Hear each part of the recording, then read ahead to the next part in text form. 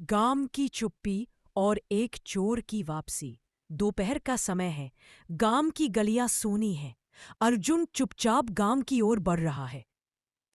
अर्जुन मन में, 5 साल हो गए गांव छोड़े हुए। क्या पता दादा दादी जिंदा भी हैं या नहीं। और रघुनाथ मुखिया, वो तो कसम खा चुका था कि मुझे दोबारा गांव में नहीं घुसने देगा। अर्जुन अपने पुराने टूटी झोपड़ी के पास पहुंचता है। झोपड़ी वैसी की वैसी खड़ी है, पर अब दीवारों में दरारें हैं। अर्जुन धीरे से, दादी, दादा, ए। भीतर से खांसी की आवाज आती है। फिर दादी की आवाज सुनाई देती है, गंगोबाई, कड़क आवाज में। कौन है रे? कोई भिखारी है क्या? भाग जा यहां से। दरवाजा खुलता है। एक कमजोर सी वृद्धा गंगोबाई बाहर आती है। उसे विश्वास नहीं होता। गंगोबाई हैरानी से, अर्जुन, मेरा अर्जुन, तू तू जिंदा है? हाँ दादी, जिंदा हूं। अब और चोरी नहीं करूंगा, अब काम करूंगा।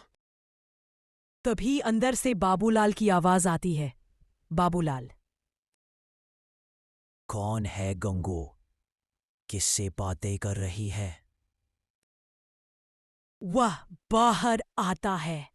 अर्जुन को देखकर ठिठक जाता है। लौट आया? अपने पुराने पाप धोने आया है या फिर कुछ और चुराने? दादा, बस एक मौका दो। इस बार कुछ भी गलत नहीं करूंगा। बाबूलाल चुपचाप अंदर चला जाता है। गंगोबाई अर्जुन को भीतर ले आती है। गांव का मुखिया और पुरानी कड़वाहट। मुखिया रघुनाथ पटेल अपने आंगन में बैठा है। उसे जैसे ही अर्जुन के लौटने की खबर मिलती है, वह गुस्से में उठता है। रघुनाथ पटेल गांव वालों से, वो चोर फिर आ गया है। मैं तो कह चुका था, जो अर्जुन को इस गांव में घुसने देगा, मैं उसे समाज से बाहर कर दूंगा। मुखिया जी, वो अब बदला बदला सा लगता है। दादी दादा ने उसे घर में रखा है।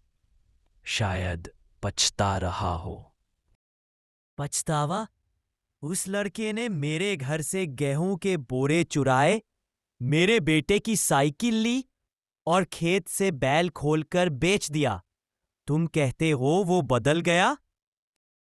मुखिया खुद अर्जुन से मिलने निकल पड़ता है। मुखिया पटेल अर्जुन के घर पहुंचता है। बाबूलाल बाहर खड़ा है। रघुनाथ, बाबूलाल, क्या तुम्हारा घर अब चोरों की पनाहगाह बन गया है? बाबूलाल शांत स्वर में, खो मेरा पोता है रघुनाथ, और अब वो खुद चलकर लौटा है। क्या हर लौटने वाले को हम बाहर कर दें?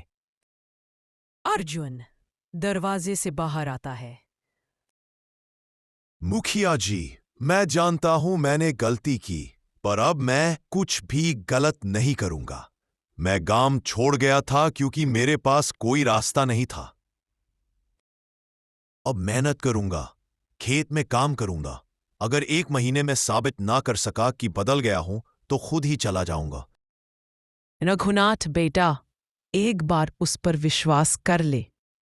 हमारी तो बस यही आखिरी उम्मीद है। रघुनाथ गुस्से में चला जाता है, लेकिन कुछ सोचता रहता है। अर्जुन अगली सुबह खेतों में काम करता है। दिन रात मिट्टी में पसीना बहाता है। गांव वाले दूर से देखते हैं। कुछ उसका मजाक उड़ाते हैं, कुछ चुपचाप देखते हैं। रमेश अपने बेटे से, केक बेटा, वो अर्जुन है। पहले चोरी करता था, अब देख मेहनत कर रहा है। शायद सच में बदल गया है। 1 महीने गुजरते हैं। अर्जुन ने अपने छोटे खेत में सब्जियां उगाई हैं और गांव के छोटे बच्चों को भी पढ़ाना शुरू कर दिया है। एक दिन गांव की पंचायत बैठती है, मुखिया पटेल और सारे बुजुर्ग मौजूद हैं। अब 1 महीना हो गया है। क्या कोई बताना चाहेगा कि अर्जुन को गांव में रहने दिया जाए या नहीं? बाबूलाल धीरे से। वो अब गांव की मिट्टी में रच बस गया है। उसने मेरे बेटे को गिनती सिखाई और बाजार से सब्जी लाकर बेची। कोई चोरी नहीं की। अर्जुन पंचायत के सामने आता है, हाथ जोड़ता है। अर्जुन, अगर अब भी विश्वास नहीं तो मैं चला जाऊंगा, लेकिन अब मैं वो नहीं रहा जो पहले था। फिर रघुनाथ पटेल उठता है। रघुनाथ धीरे से। अर्जुन, गांव की मिट्टी को जो समझ लेता है वो पराया नहीं रह सकता। तू रह सकता है, लेकिन एक शर्त पर। हर महीने गांव के बच्चों को पढ़ाना होगा। अर्जुन अब गांव का शिक्षक बन चुका है। खेतों में भी काम करता है। दादा दादी को हर शाम हंसते देखा जाता है। गांव का नजरिया अब बदल चुका है। मेरा अर्जुन लौट आया है। अब मैं चैन से मर भी जाऊं तो अफसोस नहीं। नहीं गंगो, अब तो देख अर्जुन अपने जैसे भटके बच्चों को राह दिखाएगा। अब तो जीने का मन करता है।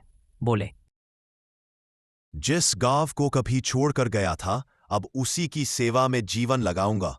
अब मैं अर्जुन चोर नहीं, अर्जुन गुरु हूं।